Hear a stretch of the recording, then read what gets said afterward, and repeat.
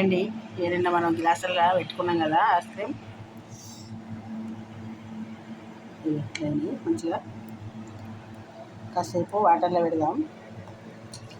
కొంచెం సేపే వాటర్లో పెట్టి మీది కవర్ తీస్తా. మనం వాటర్లో పెట్టుకున్నాము. వాటర్లో పెట్టుకుంటే మంచిగా రేతి వస్తాయి గ్లాస్ కాయలు.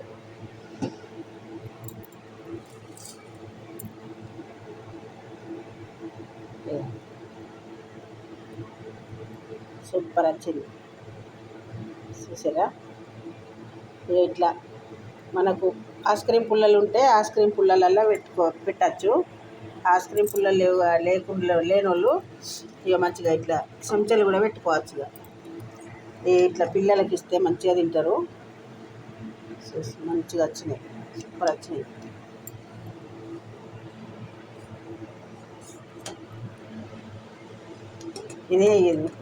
ఇది కవర్ తీయంగా వేయింది గ్లాసా. ఇది నీళ్ళు పడ్డాయి అలా, అది వస్తలేదు. నచ్చిందా మీకు?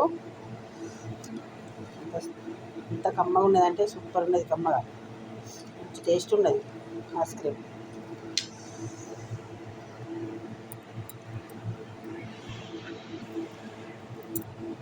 కరబూజకాయ మనం మిక్సీలో పట్టుకున్నాం. మిక్సీలో పట్టుకొని గ్లాసులో పోసుకున్నాం. చెంచా పెట్టి ఫ్రిడ్జ్లో పెట్టి పుల్లు పెట్టాలి. పుల్లు పెడితే ఇట్లా గడ్డ కడుతుంది.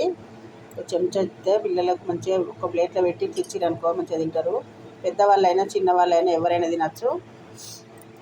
ఊరికే కోసిస్తే పిల్లలు ఊరికే అట్లే నేను అంటారు, అంతా డ్రెస్సులు ఖరాబ్ చేసుకుంటారు. ఇట్లయితే మంచిగా పట్టుకొని తింటారు. చూసిరా.